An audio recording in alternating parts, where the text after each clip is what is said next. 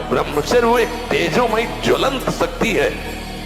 ब्रह्मचर्य एक अलग दिखाई देगा आपको, कोई आग अलग आग नहीं दिखाई देती, जैसे ऐसे ब्रह्मचारी आग होता है। आग दर्शन से, संभाषण से, स्पर्श से दूसरों के पाप नष्ट कर दे अपने आप को। कोई भी रोग, कोई भी शोक, कोई भी ताप उसे स्पर्श नहीं कर सकता। वो एकदम हर समय फूल जैसा रहता है, क्योंकि ब्रह्मचर्य स्थित है। जैसे फुटपाथ में खड़ा पागल आदमी हमको गाली दे रहा है, तो हम ये स्वीकार करते हैं कि वो पागल है, तो हम मुस्कुरा के चले जाते हैं। हमको ऐसे ही मन को देखना है पागल आदमी, इससे ज्यादा पागल और कोई नहीं है। ये कुछ भी कर सकता, मतलब ये नहीं कर सकता, ये नहीं कर सकता। औरों की तो बात जाने दो, अपने जो शास्त्रों का ज्ञान रखते हैं, अपने जो भगवान के मार्ग में चल रहे हैं, उनसे करवा लेता है। जो अनजानी अज्ञानी उनकी तो बात जाने दो, अपने लोगों से करवा लेता है। इतना ही बलवान और पागल आदमी है मन। अब इस पागल को एक ही संभाल सकता है। किसी भी घी दूध में उतनी ताकत नहीं, किसी भी बलिष्ठ पदार्थ में, किसी भी स्वर्ण भस्म, चांदी भस्म में ताकत नहीं जो ब्रह्मचर्य में है।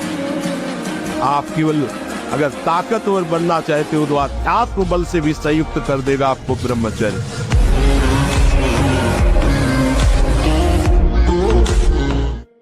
योद्धा तभी आनंदित होता है जब जोड़ का योद्धा होता है। अगर ममई वांश हो तो तू सच्चिदानंद प्रभु का अंश है। तो वही कह रहे हैं कि इंद्रियों में मन मैं हूँ, बराबर का जोड़ है, कोई खिलवाड़ थोड़ी है। और ये कायर पुरुष घबरा के भागता है, योद्धा ताल ठोकता है। हरि का स्वरूप जीव है, हरि का स्वरूप मन है, और इसको परास्त कर लो।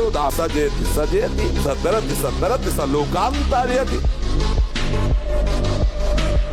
जितना जब महान है उतने कर्तव्य महान है। दोनों बातें समझना है। जब माला फेरा और इसके बाद बेईमानी, अधर्माचरण, इनका कोई नियम नहीं है कि हमें कैसे चलना है, तो वो माला काम नहीं कर पाएगा।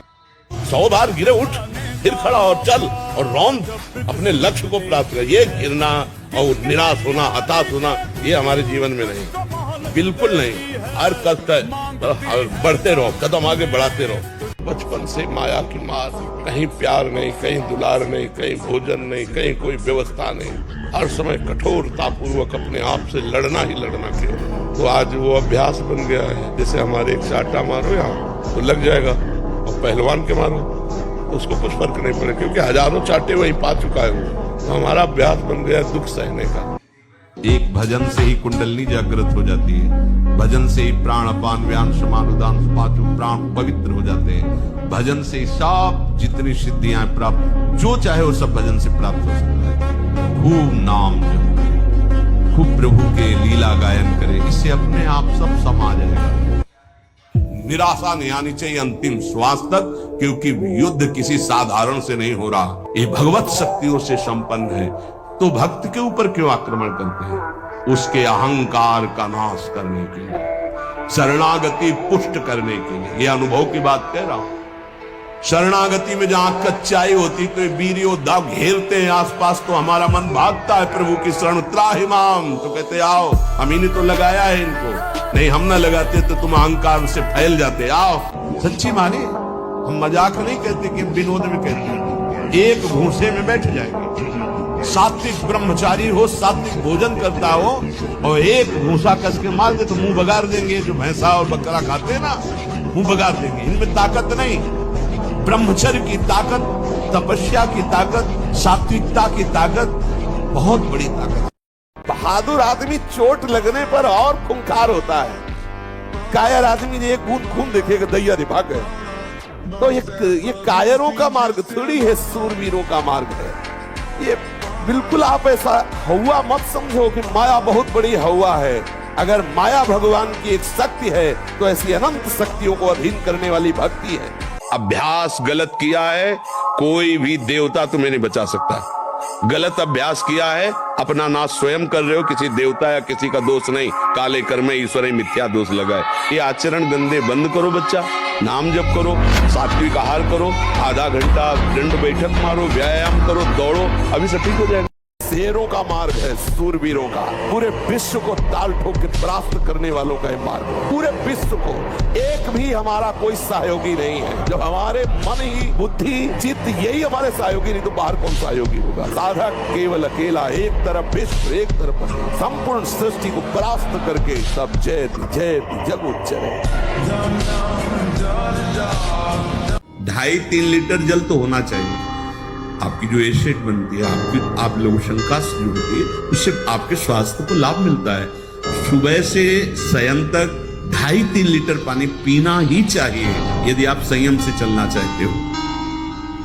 मैदा और गरिष्ठ वस्तुएं, चाय और कॉफी ब्रह्मचारी के लिए निषेध है। नौजवान बच्चे हैं, चाय और कॉफी भैया काहे को? 60-50 की अवस्था है, शरीर थोड़ा रुग्ण जैसा, तो आप चाय आदि ले ली। आपको चाय की क्या आवश्यकता है? आपका तो ब्रह्मचर्य खुद इतना पावरफुल, चाय और कॉफी तो विघ्न है आपके लिए। बहुत कलयुग का बड़ा भारी प्रभाव है। क्या देखना चाहते हैं? मलमूत्र के भांड है ये शरीर, क्या देखना चाहते हैं? मलमूत्र के भांड है, यहाँ पेशाब भरी है, यहाँ शौच भरा है, ऊपर से चमड़ा से ढका है, वो मलमूत्र के द्वार है। और क्या देख रहे हो? क्या भोग रहे हो? पूरा जीवन हो गया, क्या तुम हाथ में ले पाए? क्या है सुख? सुख को तो जाना ही नहीं। सुख तो सच्चिदानंद भगवान के नाम में, रूप में, लीला में दाम। नेत्र व्याकुल होने चाहिए प्रभु के दर्शन के लिए। पूरा जीवन निकल गया, नाथ आपके दर्शन नहीं है, यहाँ क्या देखें? और 4 बजे जगो, जगने पर तत्काल आप बासी पानी पिए, तांबे के पात्र में रखा हुआ पानी, और लीटर 2 लीटर पिए।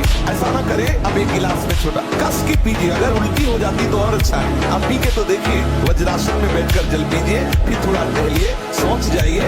आप गृहस्थ हो, विरक्त हो, कोई भी हो, अगर आप शुद्ध ब्रह्मचर्य रहना चाहते, स्वप्न दोष से निपटना चाहते, तत्काल व्यायाम कीजिए।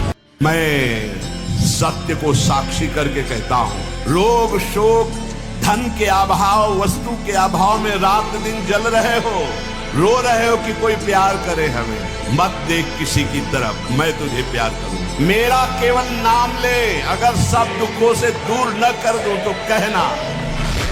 यदि अखंड ब्रह्मचारी वैराग्य मार्ग के पथिक हो तो चूक न होने पावे प्रार्थना करते हैं। इंद्रियों को शिथिल ना होने देना, मन को शिथिल मत होने देना, नहीं तो ऐसा बंधन ये बांध देते हैं कि बड़े बड़ों को सर झुकाकर चलना पड़ता है, रौंद देती है माया। अरे किसी की ताकत है तुम भगवान के मार्ग के पति को तुमसे आंख मिला सके, पर तुम गलत हो जाओगे तो तुम्हारी ताकत नहीं कि तुम उससे आंख मिला के बात कर सको। धीरे धीरे सहसा कोई कदम मत उठाओ, सहसा कोई कसम मत खाओ, धीरे धीरे सहत सहत बाढ़े, और एकदम जिद्दी स्वभाव रखो। जिस बात को छोड़ो, ये फिसड्डी माने बार बार वो नहीं फिसलेगा, नहीं नहीं नहीं, हट करके तब आगे निकलोगे। ये मन है बहुत विचित्र है। थोड़ी देर आपको ये ऐसा लगेगा कि बस में हो गया, नहीं नहीं, वो नीचे पड़ा हुआ दांव लगा रहा है कि अब किस दांव से इसको पछाड़ूं। होश में अगर काम शांत है तो विजयी मत मान लेना अपने आप को, वो बहुत प्रवीण है। आपको लगेगा मैंने गिरा दिया, ऊपर मैं बैठा हुआ हूं, अब ये परास्त हो गया, नहीं, वो केवल अपने बल का संग्रह करके तुम्हें दांव में फांस के गिराने की चेष्टा वो सोच रहा है। जब तक जीवन है तब तक कभी ऐसा मत मान लेना कि मैं काम विजयी हो गया। ये जो कमियां है ना, ये कोई भूत नहीं है, जैसे लोग कहते हैं ना पता नहीं कौन, ऐसा कुछ नहीं है। गंदी आदतें, इन पर संयम लाओ। आप समझ लो, आप क्या कर रहे हैं? रोज कई बार आपका परिणाम क्या होगा? अगर रोज वो खून निकाला जाए तो आदमी की हालत क्या होगा? हम इस बात को ना समझ करके फ्रेंड बनाते हैं और वो विनाश का खेल खेलते हैं जो हमारी सारी सांसारिक और पारमार्थिक दोनों उन्नति का नाश कर देता है। आप सही ढंग से रहो, अच्छा खाओ पियो, थोड़ा व्यायाम करो, सबके प्रति पवित्र भाव, अभी आप आनंद में आने लगोगे। और जैसी आदतें आजकल हो रही, आनंद वाली तो है नहीं, है तो पतन वाली ही है।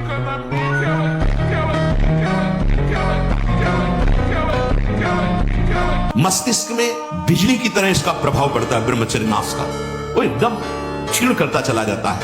याददाश्त नष्ट हो जाना, शरीर में एक अजीब सी पीड़ा होना, सुबुद्धि का पूर्ण रूप से ह्रास हो जाना, प्रतिभा न रह जाना, तेज न रह जाना, उत्साह न रह जाना और पागल सा व्यवहार होना। मस्तिष्क कमजोर होते ही आंखों की ज्योति लड़खड़ा जाती है।